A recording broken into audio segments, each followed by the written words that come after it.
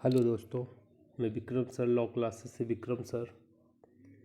काफ़ी स्टूडेंटों की मांग थी कि सर आर्टिकल और सेक्शन क्या होते हैं, संविधान में ही आर्टिकल क्यों होते हैं जबकि एक्टों में सेक्शन होते हैं, धाराएं होती हैं, इनमें क्या अंतर है। तो इस संबंध में मैं एक छोटा सा वीडियो बनाया हूँ जिसमें आपका कॉन्सेप्ट क्लियर करने की पूरी कोशिश करूँगा ईमानदारी से। आइए जानते हैं कानूनी शब्द का अर्थ। अनुच्छेद वर्सेस धारा या सेक्शन, आर्टिकल वर्सेस सेक्शन।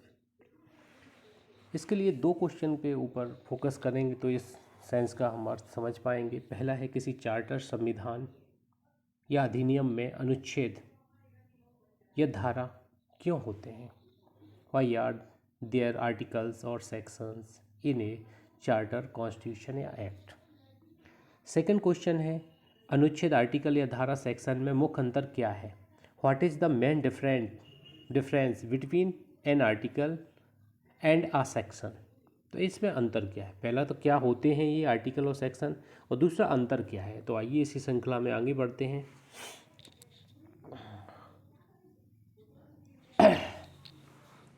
तो क्वेश्चन फर्स्ट जो बेसिक क्वेश्चन है उसकी जानकारी के लिए बेसिकली हम थोड़ा समझेंगे कि एक विधिक दस्तावेज लीगल डॉक्यूमेंट, मतलब लीगल डॉक्यूमेंट जिसमें कही गई विषय वस्तु चैप्टर और पार्ट में डिवाइड की जाती है। तो कोई अगर मान लीजिए कोई लीगल डॉक्यूमेंट है तो वह चैप्टराइज बनाया जाता है या पार्ट में बनाया जाता है, भागों में बनाया जाता है, जिससे प्रत्येक विषय वस्तु को अलग अलग रख के समाहित किया जाता है और चैप्टर या पार्ट को पैराग्राफ में रखा जाता है, जिन्हें हम प्रावधान, प्रोविजन कहते हैं। अब देखिए चैप्टर को फिर क्या करते हैं, पार्ट में बांटा या चैप्टर में, फिर चैप्टर या पार्ट को पैराग्राफ में बांट देते हैं, जिन्हें हम प्रोविज़न कहते हैं। इन प्रोविज़न को उनके क्रम के अनुसार नंबर दिया जाता है, जैसे 1, 2, 3, सेक्शन 1, 2, 3, आर्टिकल 1, 2, 3। इन्हीं नंबर को आर्टिकल या सेक्शन कहा जाता है। देखो ये सिस्टमेटिक व्यवस्था है, अरेंजमेंट है, एक क्रम है, एक ऑर्डर देना है, किसको, प्रोविजंस को एक ऑर्डर देने की व्यवस्था को अपन धारा या आर्टिकल के तौर पे जानते हैं, बेसिक जानकारी के तौर पे। अनुच्छेद, भारत के संविधान को देखें तो इन्हें पार्ट या चैप्टर या आर्टिकल में डिवाइड करके क्रमशः नंबर प्रदान किए गए। देखिए भागों में बांटा गया है संविधान को, फिर भागों को चैप्टरों में बांटा गया है और हर भाग या चैप्टर में आर्टिकल दिए गए हैं, जिससे इन्हें याद करने में आसानी होगी किस टॉपिक को किस आर्टिकल में रखा गया है। तो ये इजी रहता है, अपन को जानना जरूरी रहता है। जैसे इमरजेंसी लग गई 352 लग गई, राष्ट्रपति शासन लग गया 356 लग गई, ठीक है। किसी को जो नियुक्त करता है उससे नीचे का अधिकारी नहीं हटा सकता है, 311 का सिद्धांत है, 310 प्रसाद पर्यंत सिद्धांत है। तो इस तरह की चीज़ें जो है तो हम डिकोड कर सकते हैं, क्यों, उस सिस्टमेटिक क्रम में ऑर्डर में रखी गई, इसी आधार पर। अगर ये ना रखा जाए तो हम उसको व्यवस्थित याद नहीं कर सकते। जैसे भाग 2 में अनुच्छेद 5 से 11 तक नागरिकता संबंधी प्रावधान दिए गए। भाग 2 को पढ़ेंगे तो नागरिकता के सारे प्रावधान भाग 2 में दिए गए, 5 से 11 में। धारा, उदाहरण के तौर पर साक्ष्य अधिनियम को 3 भागों में 11 अध्याय में डिवाइड करके प्रावधानों को सेक्शन में डिवाइड किया गया है। देखिए जो एविडेंस एक्ट है इसमें 3 भाग हैं, 1 से 55, 56 से 100 समथिंग, इस तरह के भाग बांटे गए हैं और 11 चैप्टर इसमें शुरू से लास्ट तक दिए गए हैं, जिसमें एक चैप्टर से लास्ट तक या भाग से लास्ट तक में सेक्शनों में बांटा गया है। जैसे भाग 1 है तत्वों की सुसंगति के विषय में, यहाँ सुसंगति है। चैप्टर 1 प्रारंभिक 1 से 4 तक है और चैप्टर 2 तत्वों की सुसंगति के विषय में 5 से 55 तक रखा गया है। तो एक भाग 1 को 2 चैप्टर के अंतर्गत 1 से लेकर 55 तक की धाराओं के ऑर्डर के क्रम में यहाँ व्यवस्थित किया गया है। ये धाराएं कहीं जाती हैं। आगे बढ़ते हैं। अब ये तो एक साधारण अर्थ के तौर पे हम लोगों ने समझ लिया। विशेषतः आर्टिकल को, विशेषता ऐसा क्या है कि आर्टिकल को ये थोड़ा इम्पोर्टेंस ज़्यादा देने की बात कही गई है। तो आगे बढ़ते हैं। आर्टिकल, इसका सामान्यतः प्रयोग इस धारणा को बताने के लिए होता है कि जो बात बताई जा रही है वह अभिव्यक्ति में विस्तृत है। मतलब जो हम आपको प्रोविज़न दे रहे हैं उसका काफ़ी विस्तार किया जा सकता है। आप देखते हैं ना, संविधान के आर्टिकल पर व्याख्या करते हैं कौन, हाई कोर्ट, सुप्रीम कोर्ट करते हैं। आपने कभी देखा संविधान का एक छोटा सा आर्टिकल है 21, जिसमें सबसे ज़्यादा इंटरप्रिटेशन हो गया है, 1 लाइन का आर्टिकल, 1 डेढ़ लाइन का छोटा सा आर्टिकल, इतने सारे केस ला आ गए, इतने सारे फंडामेंटल राइट दे दिए गए हैं, चाहे धूमपान निषेध का अधिकार हो या स्वच्छ पर्यावरण का अधिकार हो, जीवित जीवन जीने का अधिकार हो, मरने का अधिकार नहीं आता, हड़ताल करने का अधिकार भी नहीं आता। तो इस तरह की चीज़ें जो हमने देखी हैं आर्टिकल 19 के अंतर्गत आता, 19 के अंतर्गत हड़ताल करने का अधिकार नहीं आता अभिव्यक्ति में। तो इस तरह से काफ़ी चीज़ें हैं। तो इसको और आगे समझते हैं कि मतलब इसका एक विस्तृत रूप जानते हैं, जिसका एक संक्षिप्त रूप दे दिया जाता है। इसको अपन अनुच्छेद के तौर पर उपयोग करते हैं, एक धारणा बनाते हैं। जब किसी विधिक दस्तावेज में ऐसी कोई बात प्रारूपित की जाती है जो मूल रूप से आवश्यक हो और ऐसी बात द्वारा किसी मूलभूत प्रारूपों को बनाया जाना हो जो अन्य विधिक प्रारूपों को ड्राफ्ट करने के लिए आवश्यक हो, तो ऐसे लॉ को सामान्य विधियों से अलग करने के लिए एवं ऐसे लॉ की महत्ता को बताने हेतु उसमें रखे गए प्रोविजंस को आर्टिकल नाम दिया जाता है। अब देखिए, सामान्य विधि से अलग करने की बात की गई है यहाँ पे। ऐसा प्रारूपित किया जाता है कि उसके संबंध में कोई विधायिका का अन्य प्रारूप बनाए, अन्य ड्राफ्ट बनाए। जैसे आर्टिकल 15(3) है, बच्चों और स्त्रियों के संबंध में विशेष प्रोविज़न करने की बात करता है। आर्टिकल 17 है, छुआछूत का निवारण करता है। तो इनके ऊपर अस्पृश्यता निवारण अधिनियम बना है, जिसको सिविल अधिकार संरक्षण अधिनियम बोलते हैं, 1955 का है।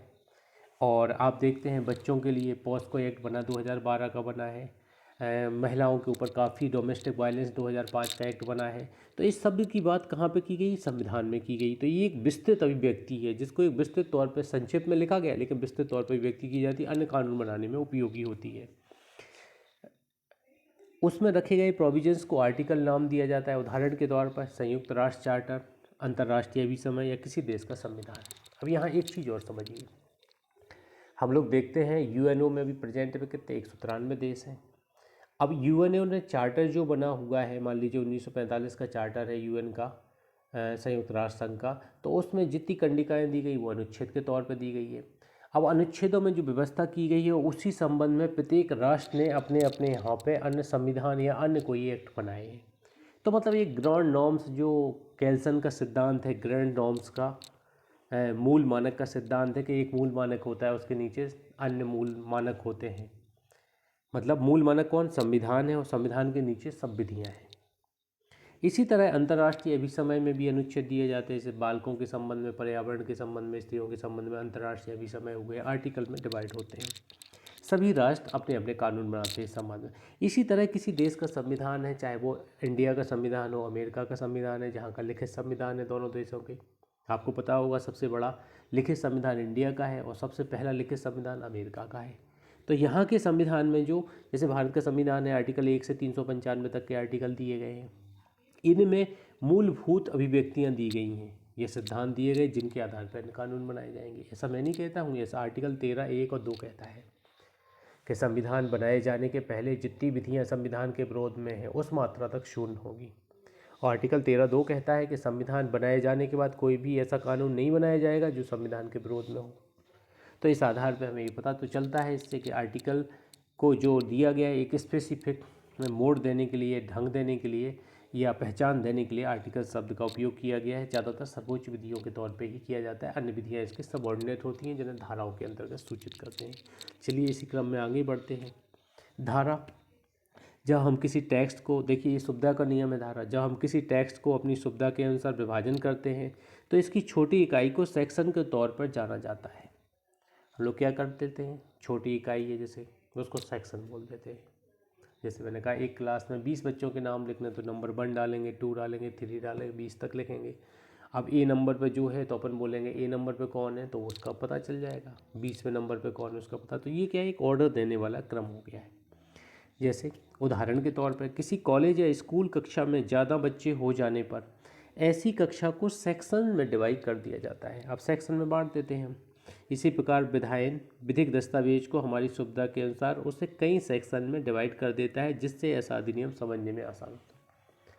तो इसको समझना भी आसान हो जाता है। आज हम मोटर व्हीकल एक्ट की बात करें तो इसमें इतनी सारी सेक्शन है, 217 ये सेक्शन है। तो इसको समझने के लिए अगर धाराओं में नहीं बांटा जाता तो हम कैसे पता चलता किसने कौन अपराध किया है। तो वो एक ऑर्डर दे देता है, समझने में भी ये आसानी होती है। वर्तमान समय में अधिकतर एक्ट को आसान करने के लिए सेक्शन में डिवाइड कर अधिनियमित किया गया है। तो ज़्यादातर एक्टों को सेक्शन में डिवाइड करके बनाया गया है। फाइनली कंक्लूड करते हैं इसको। निष्कर्ष तौर पर यह कह सकते हैं कि आर्टिकल एवं सेक्शन दोनों का ही काम किसी डॉक्यूमेंट को पार्ट्स में ऐसे डिवाइड करना होता है जिससे उस डॉक्यूमेंट को समझना उपयोग करना आसान हो सके। तो ये आसान सुविधा के लिए बनाते हैं जिससे इजीली आदमी उस प्रोविज़न तक पहुंच जाए और याद भी कर सके।